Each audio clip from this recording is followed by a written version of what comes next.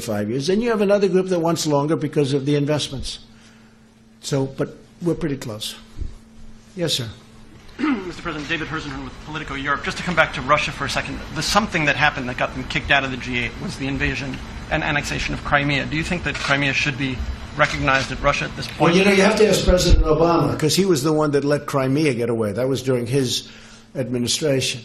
And he was the one that let Russia go and spend a lot of money on Crimea because they've spent a lot of money on rebuilding it. I guess they have their submarine port there, etc.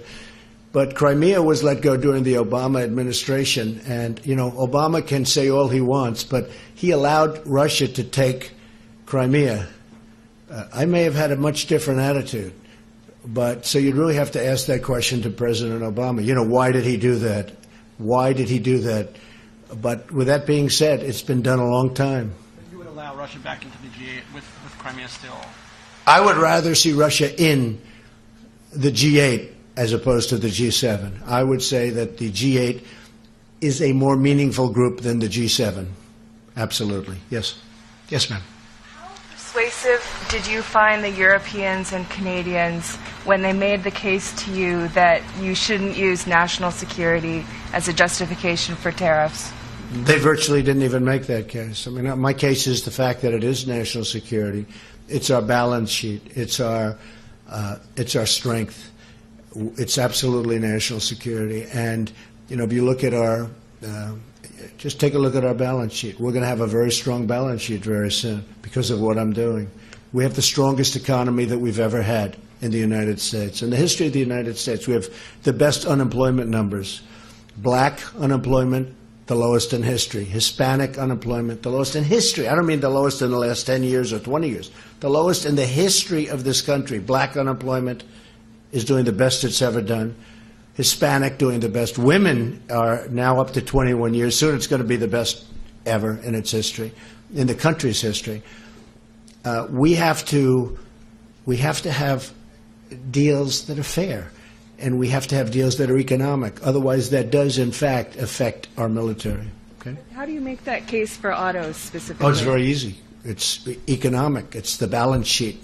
To have a great military, you need a great balance sheet. Okay? Yes, sir, go ahead.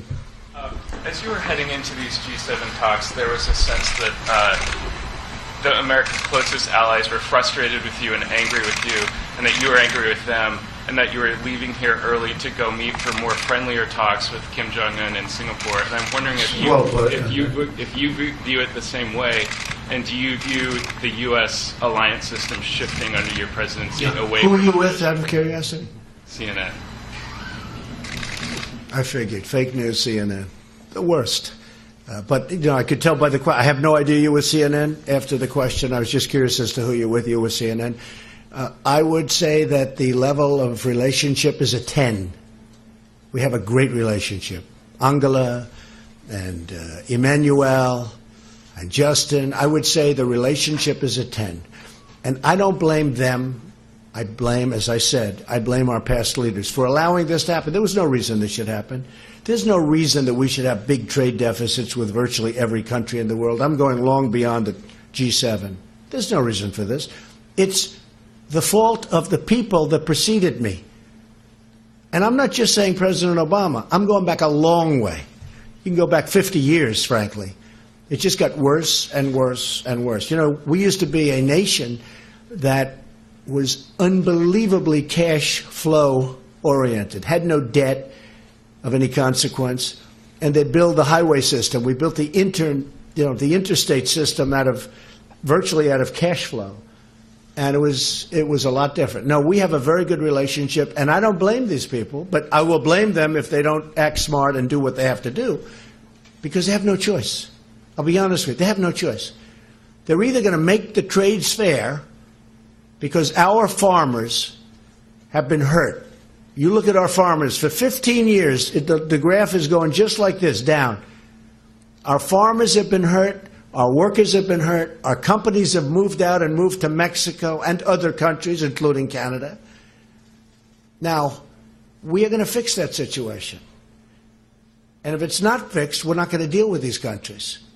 But the relationship that I've had is great. So you can tell that to your fake friends at CNN. The relationship that I've had with the people, the leaders of these countries has been, I would really rate it on a scale of 0 to 10, I would rate it a 10. That doesn't mean I agree with what they're doing, and they know very well that I don't. So we're negotiating very hard tariffs and barriers. As an example, the European Union is brutal to the United States. They don't take, and they understand that. They know it. When I'm telling them, they're smiling at me. You know, it's like the gig is up. It's like the gig is up. They're not trying to, there's nothing they can say. They can't believe they got away with it. Canada can't believe it got away with it. Mexico. We have a $100 billion trade deficit with Mexico, and that doesn't include all the drugs that are pouring in because we have no wall. But we are. We started building the wall, as you know, $1.6 billion, and we're going to keep that going. But a lot of these countries actually smile at me when I'm talking, and the smile is, we couldn't believe we got away with it. That's the smile. So it's going to change. It's going to change. They have no choice. If it's not going to change, we're not going to trade with them. Okay, how about a couple of more? Go ahead in the back. Thanks, Mr. President. Eliana Johnson with Politico. Yes, hi. Going into these talks with Kim Jong-un, do you have a clear objective of what you want to get out of them? I have a clear objective, but I have to say, Eliana, that it's going to be something that will always be spur of the moment. You don't know. You know, this has not been done before at this level. This is a leader who really is an unknown personality. People don't know much about him. I think that he's going to surprise on the upside, very much on the upside. We'll see. But never been done, never been tested. Many people, the world leaders, I'm talking about world leaders that have been right next to him, have never met him. So we're going in with a very positive spirit, I think very well prepared. I think, and by the way, we have worked very well with their people. They have many people right now in Shanghai. Our people have been in Singapore. Our people have been working very, very well with the representatives of North Korea. So we're going in with a very positive attitude, and I think we're going to come out fine. But I've said it many times. Who knows? Who knows? May not work out. It's a good chance it won't work out. There's probably an even better chance that it will take a period of time. It'll be a process. Is there a particular outcome that you would look for from this initial talk to judge whether you think things are going well? Well, I think the minimum would be relationship. You'd start at least a dialogue. Because, you know, as a deal person, I've done very well with deals. What you want to do is start that. Now, I'd like to accomplish more than that. But at a minimum, I do believe at least we'll have met each other. We will have seen each other. Hopefully we will have liked each other, and we'll start that process. So I would say that would be the minimal. And the maximum, I think you know the answer to that. But I think that will take a little bit of time. Okay? Yeah. How long do you think it will take you to figure out whether he's serious about giving up? Good question. How long will it take? I think within the first minute, I'll know. How? Just my touch, my feel. That's what I do. How long will it take to figure out whether or not they're serious? I said maybe in the first minute. You know, the way they say that you know if you're going to like somebody in the first 5 seconds? You ever hear that one? Well, I think that very quickly I'll know whether or not something good is going to happen. I also think I'll know whether or not it will happen fast. May not, but I think I'll know pretty quickly whether or not, in my opinion, something positive will happen. And if I think it won't happen, I'm not going to waste my time. I don't want to waste his time. Yes, ma'am. Are you concerned at all that just by giving Kim the meeting, he's getting a win as a deal? No. That's only the fake news says that. You know, this. Look, we just got 3 hostages back. We paid nothing. They came back. They're happily ensconced in their homes with their families. They're the happiest people in the world right now. We have gotten, you know, we haven't done anything. Everyone said, you know, the haters, they say, oh, you're giving him a meeting. Give me a break, okay? There's nothing. I think if I didn't do this, it would be, and it's never been done before, it's never been done before. And obviously, what has been done before hasn't worked. And this is something, I can't stress this strong enough. I talked about tariffs that previous people, and I'm not looking to criticize people that were preceding me, but on tariffs, it should have never happened. Well, the same thing on North Korea. We shouldn't be in this position. We shouldn't be in this position on tariffs where we're hundreds of billions of dollars down to other countries that, frankly, were never even negotiated with. They never even got spoken to.